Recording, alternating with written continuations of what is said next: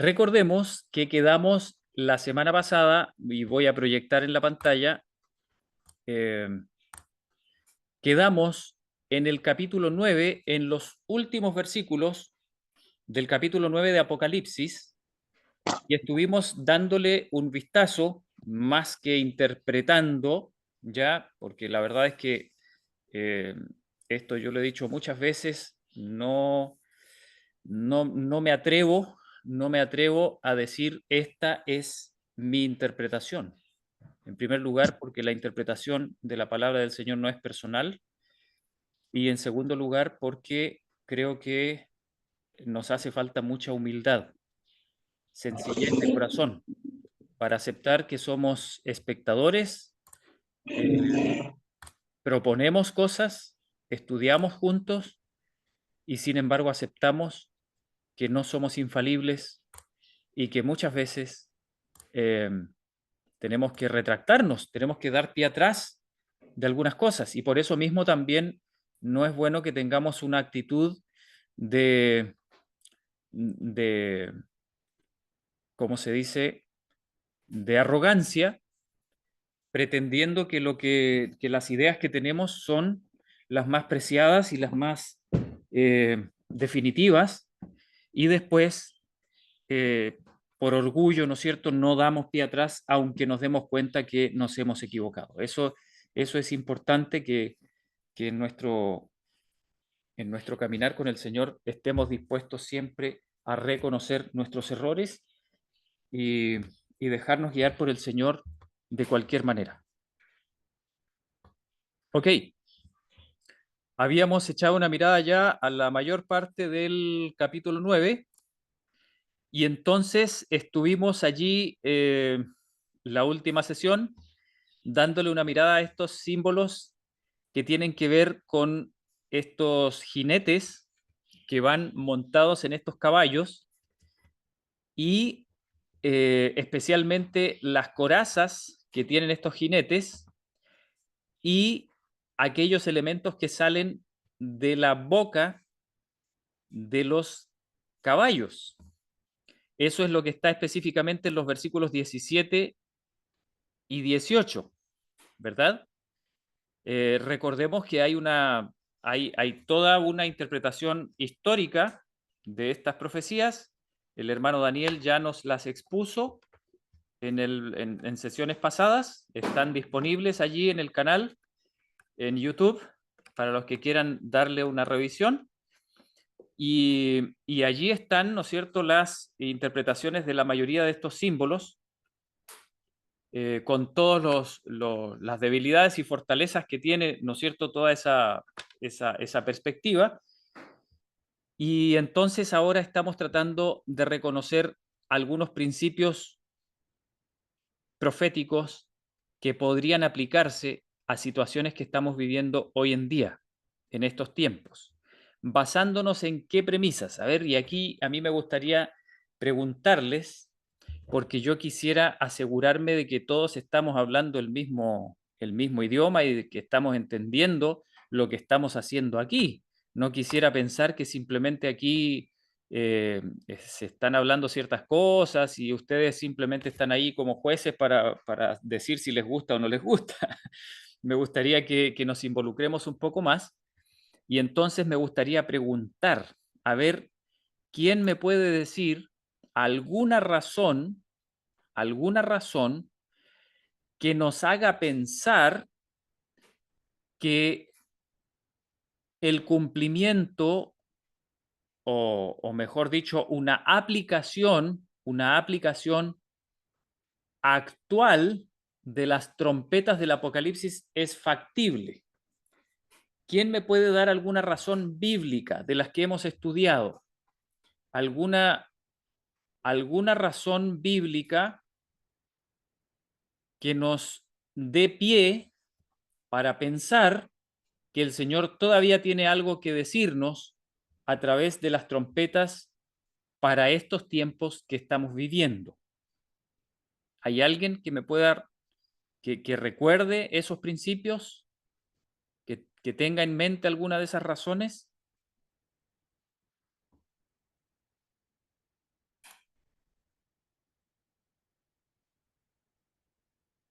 Aquí es donde dan ganas de poder ver las caras.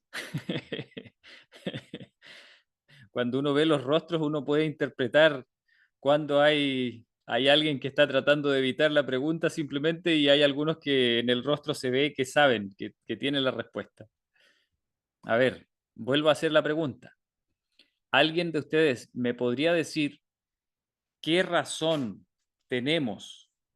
Tenemos algunas, pero aunque sea una, que me digan qué razón tenemos para pensar que el contenido que está dentro de las 7 trompetas de Apocalipsis todavía tiene por lo menos aplicación en nuestro tiempo, además de la mirada histórica que tenemos sobre las trompetas?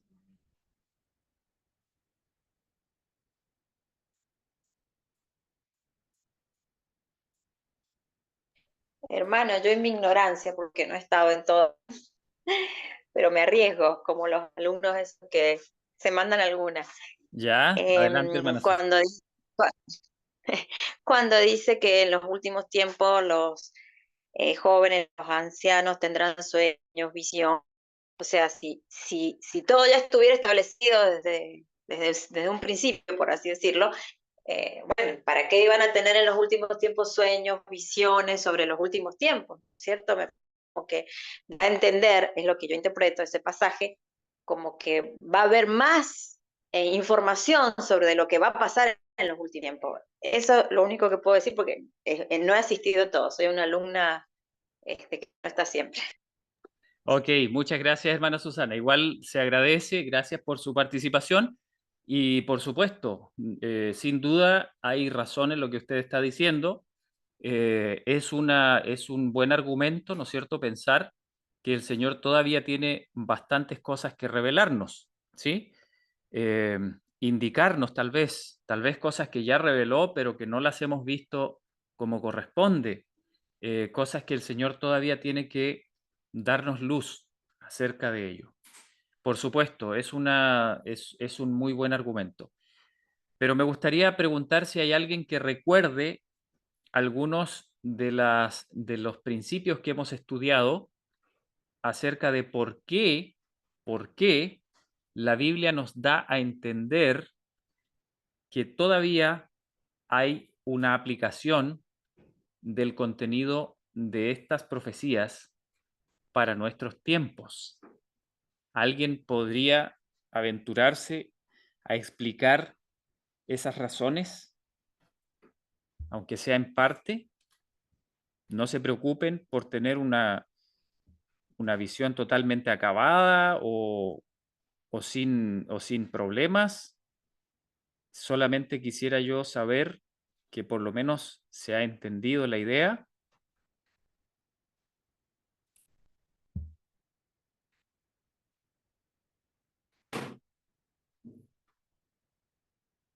Si alguien les preguntase a ustedes, oye, por qué no dejas eso de las trompetas atrás en el pasado? Eso ya se cumplió. Y es cierto, de manera histórica hay una aplicación de las trompetas, ¿verdad? Y, y entonces alguien les preguntase a ustedes, ¿por qué no dejas eso en el pasado? Eso es historia pasada, no tiene nada que ver con nosotros hoy en día.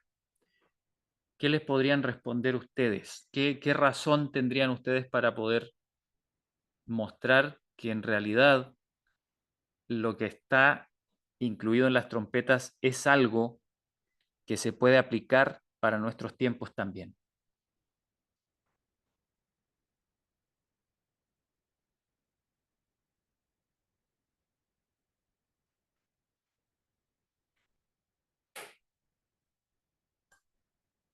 ¿Alguien se atrevería?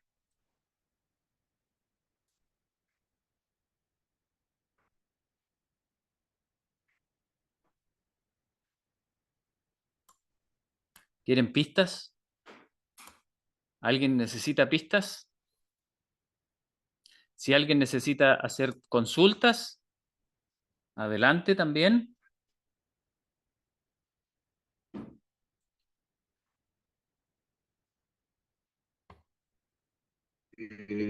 Hola, hermano. Herma- Siento y no Hermano entendí la Víctor, pregunta.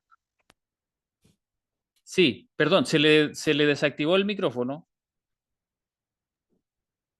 Recién me estoy integrando. Buenos días a todos. Buenos días. Recién me estoy integrando y no entendí la pregunta. Ok, le explico. La pregunta es, ¿qué razones hemos estudiado, al menos una de ellas, ¿no es cierto? O una idea acerca de ellas, para que no me dejen tan desanimado.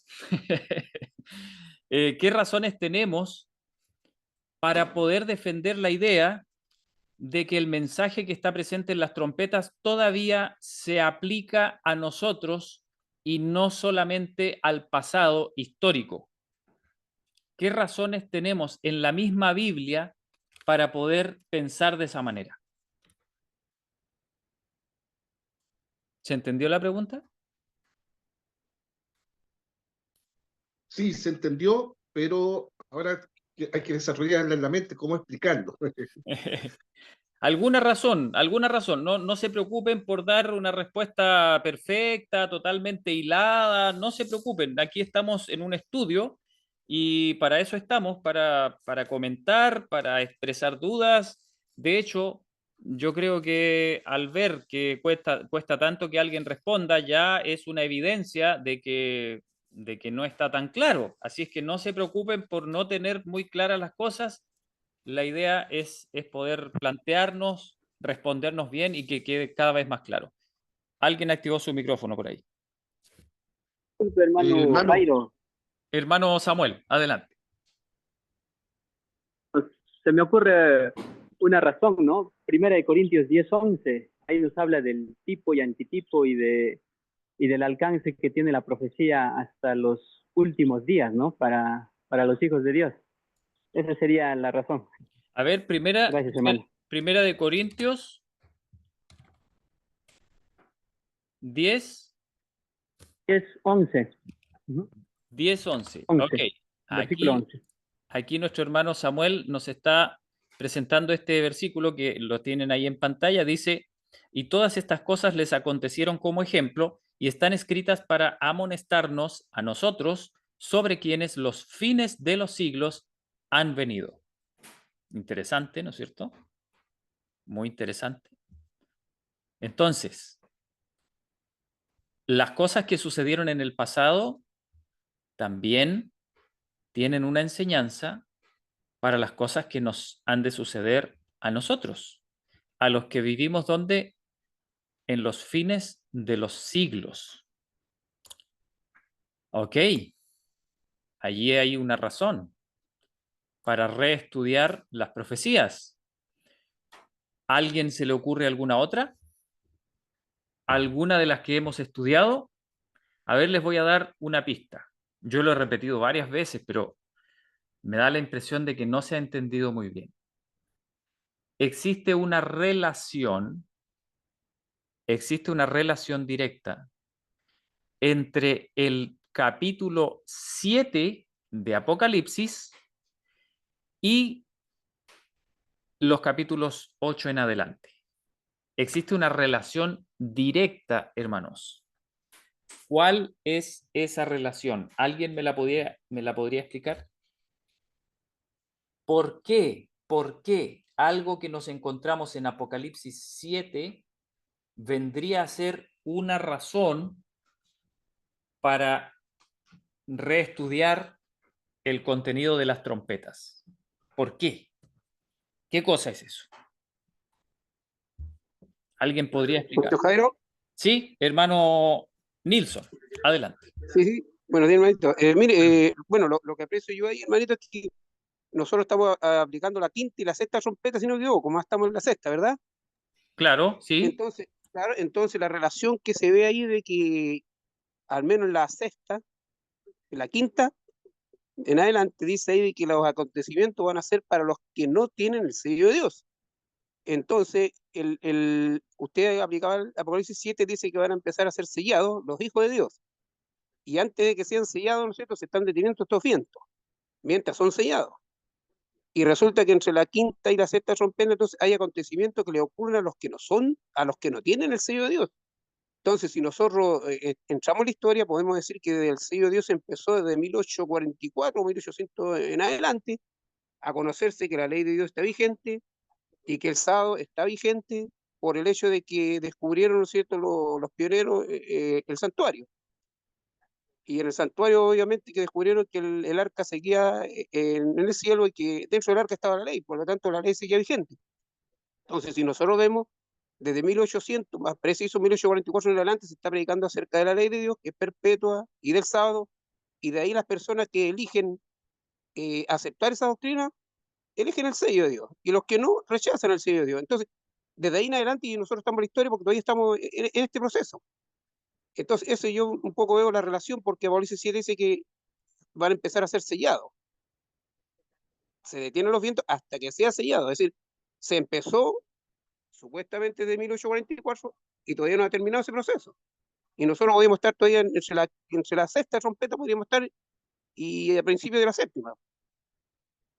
No sé si Ok, algo sí, me hago entender. se entiende perfectamente. Ya, entonces usted me está hablando de que en Apocalipsis 7 se produce un sellamiento, ¿verdad? Eso todos lo sabemos. El comienzo del seguimiento. Exactamente, por lo Claro, menos, claro. exacto, por lo menos el comienzo, ¿no es cierto? Por lo menos el comienzo.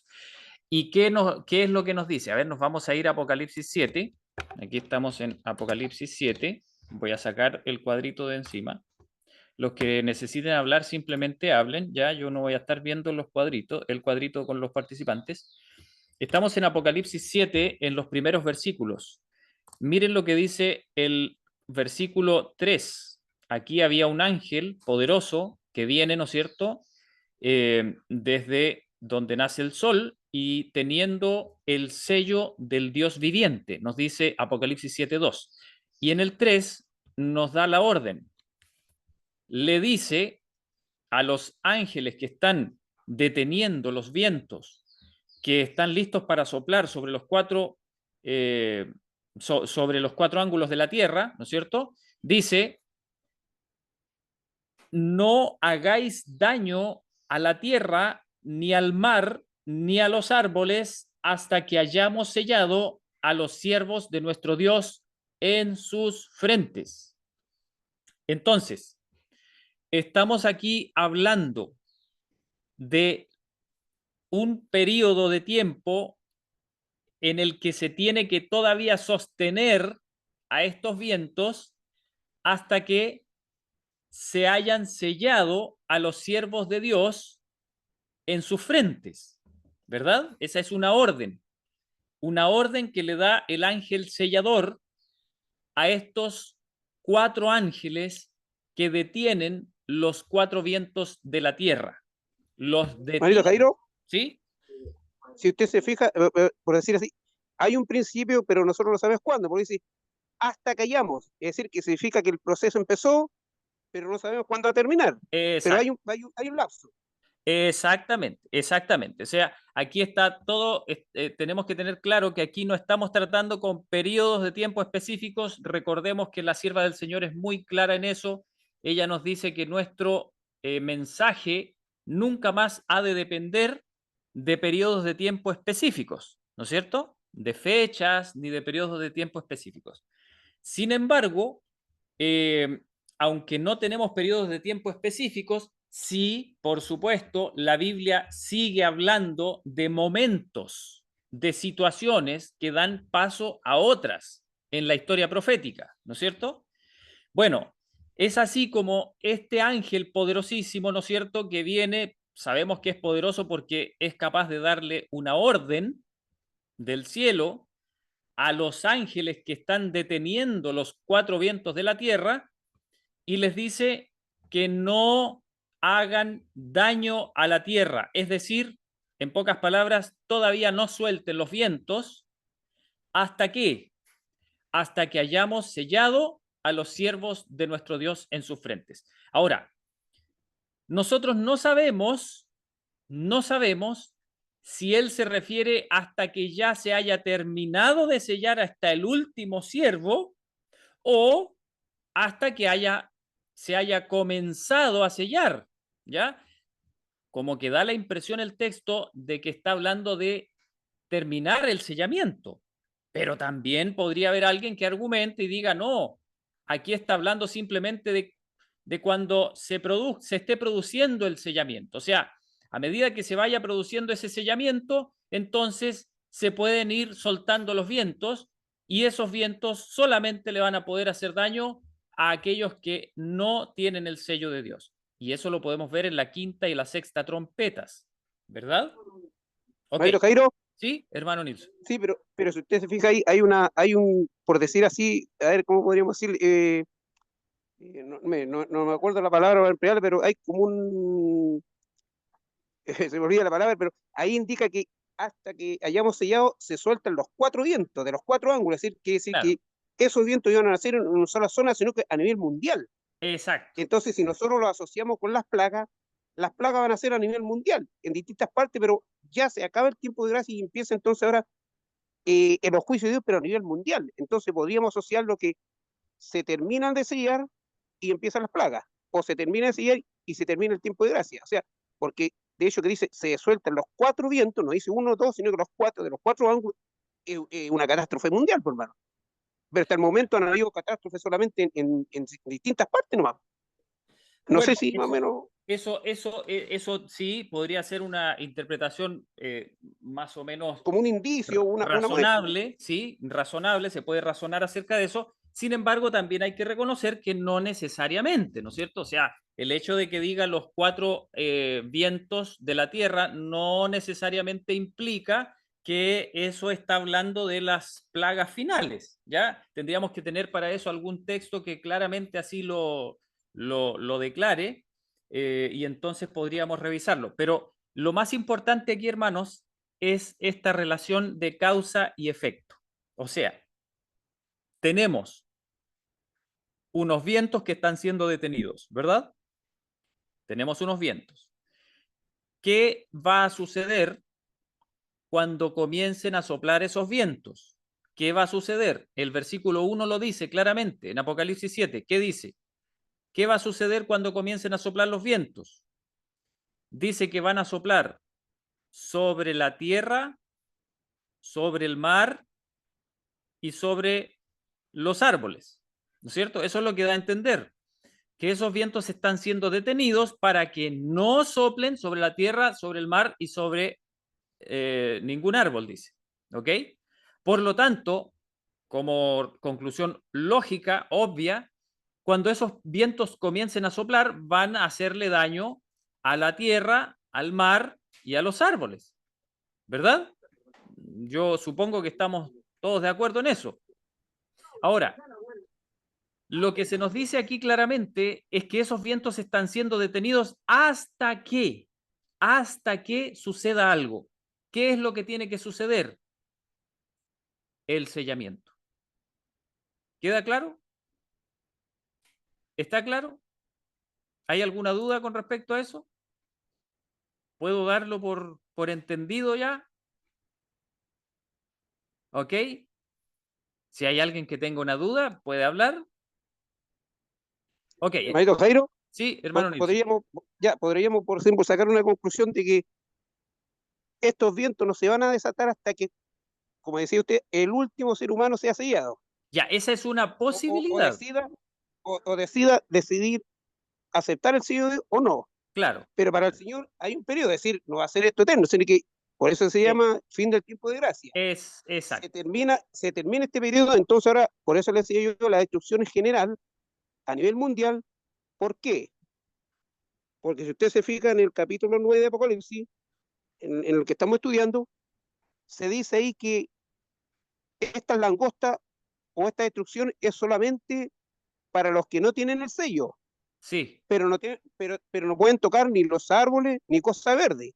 sí, A diferencia que en el capítulo 7 dice que la destrucción va a ser sobre todo árbol, tierra, mar, ¿me entiendes? exacto. Entonces, por eso, al menos yo concluyo de que esta destrucción del 9.5 en adelante del sello es solamente parcial, ya sea en algún periodo. Pero la de Apocalipsis 7, hasta que se tengan esto, va a ser mundial, porque va a ser tocar tierra, los árboles, hacer todo, todo. Sí, sí, sí, pero, hermano Nilsson, sí, sí, tiene razón, sí, eso se puede entender así. pero tenemos que revisar el contexto, acuérdese. Ya hemos revisado todo lo que dice Apocalipsis 8, hemos revisado lo que dice Apocalipsis 9, y fíjense en un detalle. Apocalipsis 8 y 9 nos va mostrando de manera progresiva cómo se le va haciendo daño a la tierra, al mar, a los árboles, a la hierba, al aire, al sol, a las estrellas, ¿se dan cuenta? O sea, nos muestra Apocalipsis 8 y 9, nos muestra que esa destrucción que va sufriendo la tierra, por así decirlo, es algo progresivo. Ahora, déjenme que razonemos un poquito sobre esto, pero antes yo quiero que quede claro este principio, que es el más importante, es el más importante. Quiero que quede claro entonces que hay una secuencia de eventos. ¿Cuál es la secuencia? Tiene que comenzar el sello, el sellamiento. Una vez que se ha hecho el sellamiento, entonces y solo entonces pueden ser soltados los vientos. ¿Se entiende la idea? Eso quedó claro, ¿verdad? ¿No hay duda sobre eso?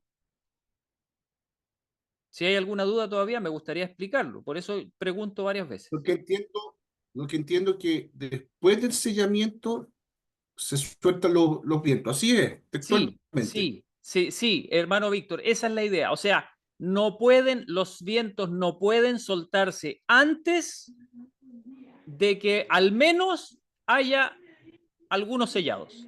¿Se entiende la idea? Ok. ¿Ya? ¿Queda claro? O sea, por qué es tan importante esto? ¿Por qué es tan importante? La hermana Ernesta tiene prendido su micrófono, no sé si quiere decir algo. ¿No? Ya, vamos entonces a silenciar ahí el micrófono, por si acaso. Entonces, hermanos, miren, ¿por qué es tan importante entender esta secuencia de eventos? ¿Por qué? Porque si nosotros entendemos eso, entonces podemos estar seguros de que hay una razón para que lo que sucede durante las trompetas tenga una aplicación para nosotros hoy. ¿Se entiende la idea? ¿Por qué? Porque si nosotros perdemos de vista esta relación entre el capítulo 7 y los capítulos subsiguientes, entonces podríamos decir, no, no hay problema, las trompetas se cumplieron atrás simplemente y olvidémonos de ellas. ¿Me entienden? Ahora, ¿también hay un principio de sellamiento en el pasado? Sí, también lo hay. También lo hay. ¿Por qué? Allí están todos esos textos bíblicos que dicen que hemos sido sellados con el Espíritu Santo de la promesa, ¿no es cierto? Y que hemos sido apartados para el reino de los cielos y todo eso. Sí, eso es una manera de sellarnos para salvación, para vida eterna. Pero cuando Apocalipsis 7 nos habla del sellamiento, no nos está hablando de un sellamiento para vida eterna de todo el pueblo de Dios del pasado. Nos está hablando de un sellamiento específico. ¿El sellamiento de quiénes específicamente nos está hablando Apocalipsis 7? ¿Quién me lo dice? ¿De qué sellamiento específico nos está hablando Apocalipsis 7? Tiene que ser, mi hermano, del pueblo de Dios, porque Sí, el hecho que mencione a los hijos de Jacob, ok. un Israel espiritual. Entonces, hermano, Pero se ¿cómo se le supone que llama? ahí ¿Cómo están. se le llama a ese grupo? ¿Cómo se le llama a ese grupo Ya, específicamente? de los 144.000 sellados. O sea, Ok, ok, hermano, ya, hermano Nilsson, ¿y los 144.000 sellados son todo el pueblo de Dios o son No, una parte solamente? hermano ¿Sí? Jairo, ¿Sí? recordemos que esa doctrina es nuestra, Sí, por supuesto. ¿ya? Porque si nosotros hablamos, por ejemplo, evangélico, testigo, cada uno tiene su interpretación. Entonces, la Claro, interpretación que nosotros le damos es de que ese grupito, pero ahí yo difiero por lo siguiente, hermano. ¿ya? Se dice que ese grupito, los 144.000 sellados, son los que van a estar al final del tiempo de gracia, ¿ya? Claro, Los que van a pasar por el por el Por el fin, ¿no es tiempo de cierto?, del angustia. tiempo de gracia. Es el tiempo de angustia. ¿Sí? Ya, pero la profecía ahí dice, por eso le vuelvo a repetir, dice que no hagáis daño a la tierra hasta que hayamos. Es decir, ese hasta significa que hubo un periodo que empezó, que se Claro, empezó a sellar, a sellar, a sellar, a sellar, y va a haber vamos a poner una fecha, por decir así, por poner un ejemplo, 2040. ya, Supongamos que el 2040 se termina. Entonces dice ahí, hasta que hayamos sellado, llegamos al 2040 y se terminó de sellar. Y ahí se sí, desatan los cuatro vientos. Pero significa que también hubo un proceso antes de sellamiento, que se empezó a sellar. ¿Me entiendes?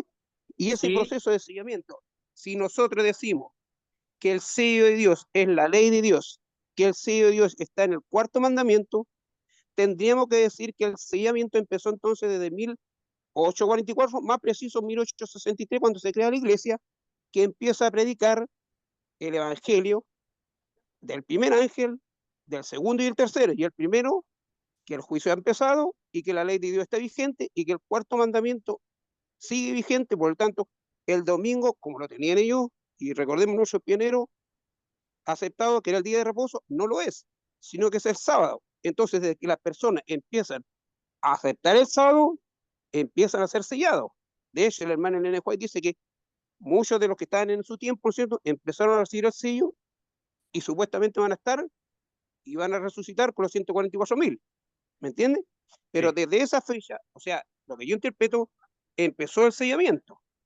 Ahora, sí, lo que nosotros decimos de los 144.000 sellados, se supone que es un grupito especial sí, que va a pasar por ese tiempo que es usted, a lo mejor puede que seamos nosotros, no lo sabemos, en eso estamos, pero para mí que el sellamiento empezó desde esa fecha, desde sí, 1844 en adelante, y más sí, precisamente porque el objetivo de la iglesia de nosotros es ese.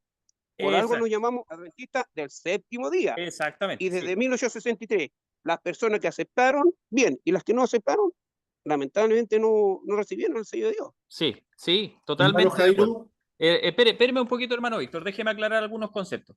Ya, entonces tenemos que quedar claros con una cosa. El sellamiento del cual se habla en Apocalipsis 7 específicamente se refiere al sellamiento de los 144.000. Ahora, de que el tiempo del sellamiento comenzó por allá, por el año 1844, estamos totalmente de acuerdo.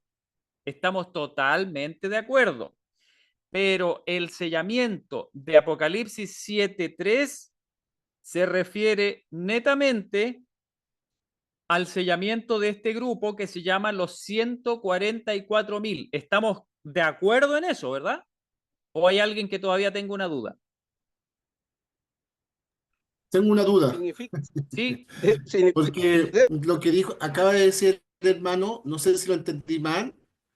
eh, sí, yo también comparto la misma idea que del 1844, el sellamiento hasta los días hoy día y más futuro, pero eh, habló que dentro de esos gente que se quedaron selladas, que en este momento están muertas, esa gente van a vivir, van a despertar, así lo entiendo yo, y se van a poner a las filas de los 144.000. De repente me hace sentido, si es así me hace sentido, no lo entiendo, por eso quiero que me lo explique, porque se supone que los 144.000, ¿para qué están en el último momento? Estamos hablando del sufrimiento en este momento, que lo van a pasar mal, infinidad de cosas, pero ¿cuál es la idea de esos 144.000 que fueron sellados?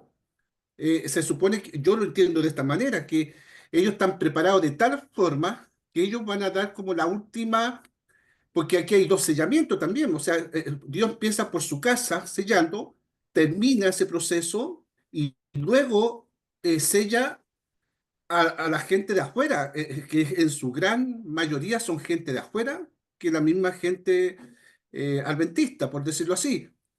Entonces, tengo esas dos preguntas, no sé si me entendieron lo que quise sí, decir. sí, sí, Así me aclara. se entiende su pregunta, hermano Víctor. Mire, para darle una respuesta bíblica a esa pregunta, usted, hermano Víctor, y todos los que están escuchando, ¿conocen ustedes la historia de la historia de... Ay, se me fue. Se me fue el nombre. De los 300. ¿Se acuerdan? Ay, ¿quién me acuerda el nombre? Del que dirigió a los 300. ¿Gedeón o no? De Gedeón. ¿Se acuerdan de la historia de Gedeón? Ok. ¿Se acuerdan ustedes que el Señor mandó a Gedeón a dirigir al pueblo, al ejército de Israel, ¿no es cierto?, contra sus enemigos? ¿Se acuerdan? Contra los madianitas, ¿o me equivoco? Contra los madianitas era, ¿verdad? Sí. Y entonces Gedeón partió con ¿cuánta gente? Bueno, no me acuerdo específicamente con cuánta gente, pero eran muchos, eran decenas de miles, ¿ya? Y resulta que por el camino, ¿qué empezó a pasar con el ejército? En pocas palabras, el Señor los sometió a una serie de pruebas que hicieron que el ejército disminuyese considerablemente. ¿Se acuerdan? Y finalmente, después de la última prueba que el Señor le aplicó al ejército de Gedeón, mejor dicho, al ejército de Jehová, el Señor le dijo a Gedeón que la manera de elegir a los combatientes que finalmente iban a ir a la batalla iba a consistir en una prueba que iba a decidir entre los que iban y los que no iban. Esa prueba era la manera en que tomaban el agua. ¿Se acuerdan de eso? Sí, Ya. con una mano el agua y con la otra mano la espada. Esa, y bueno, eso es un poco, está mezclado un poco con la con reconstrucción del muro de Jerusalén, pero es lo mismo, es el mismo principio, ¿ya? Entonces, habían unos hombres que iban a tomar el agua de una manera y otros que la iban a tomar de una manera descuidada. Unos la iban a tomar de una manera prudente, es decir, iban a haber desarrollado o tenían un carácter que los hacía aceptables para el servicio del Señor, y habían otros que lamentablemente no daban la señal que el Señor esperaba de su ejército. Ahora, hermanos, ¿significa esto que los del ejército que no fueron elegidos se perdieron? Los que no fueron finalmente a la batalla, los que se quedaron atrás, los que se devolvieron, ¿se perdió esa gente? ¿Quedaron fuera del pueblo? A ver, ¿quién me responde?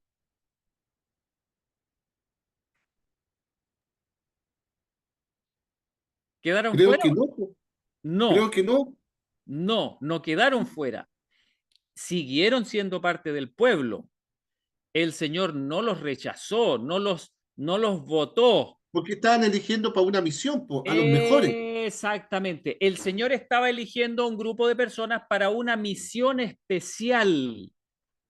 No estaba eligiendo a la gente que se iba a salvar, sino que estaba eligiendo a la gente que iba a servir para una misión especial. ¿Se entiende eso, verdad? Entonces, hermanos, miren, en la historia de Gedeón y también en otras, pero en la historia de Gedeón de manera muy clara nosotros podemos ver un tipo de lo que sucede con los 144.000. El espíritu de profecía dice que los 144.000 son un grupo especial que va a pasar por el tiempo de angustia de Jacob sin ver la muerte. O sea, son un grupo de personas que no van a morir. ¿Ya? Eso no quiere decir que son los únicos que se salvan. No, no, no, no, no, no, no. No nos confundamos. No nos confundamos. Entonces, perdón, no son ¿Sí? personas que murieron, supongamos, hace 100 No, años atrás, no, algunas de ellas, y que sean escogidas para este momento no, especial. No, no, y no, no. porque claramente dice usted que son personas que no van a pasar y no han pasado por el Valle de la No, Muerte. y no van a morir, no van a morir. Eso lo dice claramente la hermana Elena White. Entonces, hermanos míos, miren, los 144.000 nosotros nunca tenemos que verlos como los salvos. No, Los 144.000 son un grupo de personas que el Señor sella y escoge para una misión especial. Entonces, surge la pregunta lógica. Bueno, ¿y para qué misión especial los escoge el Señor? ¿Para qué misión especial los escoge el Señor? Bueno, volvamos a la historia de Gedeón. Y no vamos a estar leyendo la historia de Gedeón porque todos la conocemos, ¿no es cierto? Y el que no la conoce lo invito a leerla porque es maravillosa. ¿Qué sucede con esos 300 que quedaron elegidos? ¿Qué sucede? Gedeón les dio dos cosas. Les dio, bueno, tres cosas se podría decir. Tenían su espada. ¿Qué más tenían? A ver, ¿quién me ayuda? ¿Qué más tenían que llevar en la mano? Una antorcha y una vasija. Exactamente. Tenían que llevar su espada, tenían que llevar una antorcha y tenían que llevar una vasija. ¿Y se acuerdan lo que tenían que hacer con, bueno, con la espada ya sabemos lo que tenían que hacer? Pero ¿qué tenían que hacer con la vasija y con la antorcha? A ver, ¿quién se acuerda? ¿Qué tenían que hacer? Tenían que meter, hermanito, bueno, la antorcha dentro de la vasija, me acuerdo, y gritar. Se supone, lo que da a entender era que la noche, ¿no es cierto? Y gritaron fuerte y rompieron las vasijas y Ya. se sintió un ruido estrondoso que los madianitas empezaron a matar unos a otros, pues, se confundieron. ¿Cómo se llama? ¿Cómo le podríamos llamar a ese momento cuando rompen las vasijas? ¿Cómo le podríamos llamar? A ver.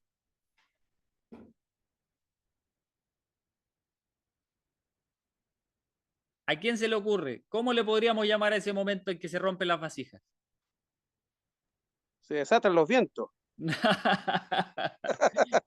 No, no, no, no. Hay que tener mucha imaginación para eso. Bueno, es verdad que después de eso se desatan los vientos, pero miren, No, soy un poco- es como un juicio Es como un ellos. momento sublime, po. hermanos, miren, literalmente, ¿qué fue lo que hicieron? ¿Qué les dijo Gedeón? A ver, lo vamos a tener que leer, parece. Lo vamos a tener que leer. Denme un momento, a ver, lo vamos a buscar aquí y lo vamos a leer. Total, vamos a leer esa pura parte nomás.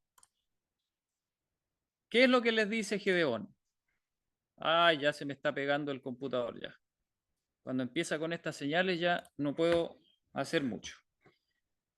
Espérenme un momento. No, creo que no voy a poder. Más encima hay alguien que me está rayando la pantalla ahí, por favor. Alguien me está rayando la pantalla. Ya, vamos a hacerlo de memoria. Gedeón les dice que a la señal que él dé, ¿qué iban a hacer el resto? Tenían que quebrar las vasijas y tenían que gritar con todas sus fuerzas. ¿Se acuerdan? Tenían que gritar con todas sus fuerzas. ¿Cómo se llama ese acto? Tenían que dar un fuerte Pregón. Fuerte pregón. Mi amor. tenían que dar un fuerte pregón o un fuerte clamor, ¿no es cierto? Y el clamor ahí está escrito inclusive en la Biblia. Dice, por Jehová y por Gedeón. ¿Se acuerdan? Bueno, hermanos, miren. Eso es un tipo de lo que va a suceder con los 144.000. Después de que pasan por el sellamiento, el Señor los lleva a una a una misión especial.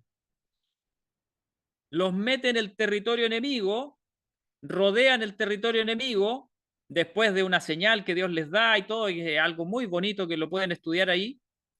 Y entonces, a la señal de Gedeón, todos ellos rompen las vasijas y entonces dejan ver la luz que había dentro.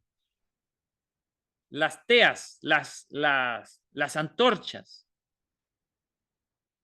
Y esas antorchas representan, obviamente, la luz del carácter de Cristo. O en otras palabras, la unción del Espíritu Santo. Es exactamente lo mismo. Entonces, cuando ellos muestran esa luz, comienzan a dar un fuerte pregón. Y al fuerte pregón de ellos, queda la tendalada nomás en el campamento de los madianitas. ¿Se acuerdan? Ok. Entonces, hermanos, si nosotros aplicamos eso a los 144.000, ¿cuál es el orden de los sucesos? Los 144.000 son elegidos, el Señor los unge con su espíritu, porque eso dice la hermana Elena White, dice claramente que las personas sobre las cuales Dios ponga su sello, van a ser personas que hayan vencido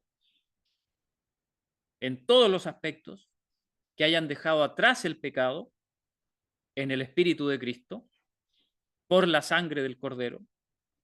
Y entonces el Señor va a poner su Espíritu sobre ellos. Y dice la pluma inspirada que entonces ellos van a estar listos para entregar el fuerte pregón. Entonces, hermanos. El hermano Jairo, por ahí Sí. un pequeño aporte quizá. El romper las vasijas, Sí, si nosotros nos damos cuenta, es algo muy, muy significativo, ¿no? Recordemos que hay dos vasijas que Dios creó en el principio, ¿no? Que instituyó en la creación. La primera es la vasija del matrimonio y la otra es la institución del sábado, ¿no? Las dos vasijas. Entonces, eso querría decir, en la experiencia de Gedeón, que si se rompe la vasija, estaríamos hablando específicamente de la vasija del sábado, entonces la luz surge de ahí, ¿no? A partir de una ley dominical. O sea, es muy, muy interesante, ¿no? Y el fuerte pregón se da allí. Eso quería subrayar. bueno, Gracias. es bien bonito ese símbolo, hermano Samuel, es bien bonito ese símbolo, bien podría tener su lugar ahí también especial, pero también no tenemos que olvidar que la vasija es símbolo de la persona, del cristiano. Somos vasijas del Señor, ¿no es cierto? Y cuando se quebranta el yo, cuando se quebranta finalmente el yo, cuando muere el yo, cuando se hace pedazos en las manos de Cristo, entonces aparece lo que está dentro. ¿Y qué es lo que habita dentro? Cuando se muere el yo, ¿qué es lo que está habitando dentro? Es Cristo, es su carácter. En ese momento, entonces, aparece Cristo en los semblantes de los hijos de Dios. Y en ese momento, los hijos de Dios salen con semblantes iluminados de santa consagración a predicar el último mensaje. Ahora, hermanos, pregunta. Si salen a predicar un último mensaje, si salen a dar un último fuerte pregón, si todavía hay una victoria que ganar, entonces, pregunta, ¿se cerró ya el tiempo de gracia? No, No se puede haber cerrado todavía, pues, porque todavía se tienen que convertir aquellos que no habían conocido el mensaje. ¿Se dan cuenta? Hermanito Jairo, Sí, hermano Nilsson. mire, con respecto a lo que usted está hablando, yo más o menos estoy tratando de entender lo siguiente, usted ahí me puede corregir o acotar algo.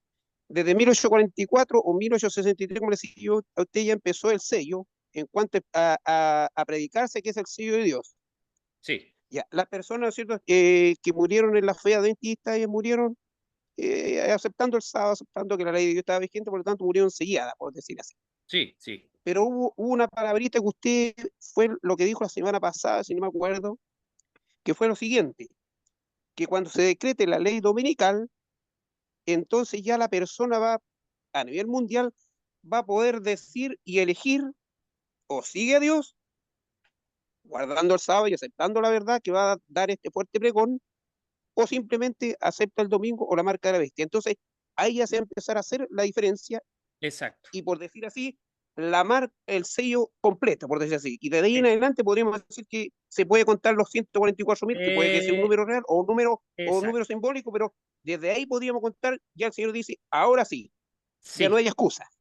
exactamente. ¿Me entiendes? No sé si lo estoy entendiendo. Exactamente, esa es la idea, hermano. Mire, a ver, lo que nosotros tenemos que entender es que en la Biblia hay dos eventos que muchas veces se confunden, pero no son lo mismo. No son lo mismo. Miren, uno es el sellamiento y otro es el fin del tiempo de gracia. Son dos cosas distintas. No son lo mismo. Se ha creído por mucho tiempo que son lo mismo. ¿Por qué? ¿Por qué se ha creído por mucho tiempo? Porque se ha predicado el sellamiento como el momento en que los salvos ya quedan todos listos y entonces se cierra el tiempo de gracia. Pero esa es una cuestión caprichosa. No hay ningún texto bíblico que apoye esa idea. ¿Tiene su lógica? Sí, tiene su lógica. Pero cuando nosotros vemos en la Biblia los eventos del sellamiento, específicamente el sellamiento de Apocalipsis 7, se está refiriendo a un grupo especial. No se está refiriendo a todos los salvos del mundo. No. Se está refiriendo a un grupo específico que Dios está preparando para una obra específica. Entonces, se termina ese sellamiento, el ejército de Dios está listo, preparado, de pie ante el Señor, y entonces se produce un último acto en donde Dios le da un golpe final, por así decirlo, al enemigo y le arranca a todos aquellos que todavía pueden ser salvados. Y cuando eso sucede, cuando ya las personas toman todas sus decisiones, finalmente al confrontarse a este fuerte pregón, a esta verdadera presentación del carácter de Cristo, a través de las circunstancias de las leyes dominicales y de la verdadera fidelidad a Dios y de sus mandamientos y de todo lo que nosotros conocemos y de la posición que se presenta del papado y de Babilonia y de todo lo que nosotros conocemos que está en el mensaje de los tres ángeles y en el mensaje del cuarto ángel, ¿no es cierto?, de Apocalipsis 18, cuando se presenta todo ese mensaje,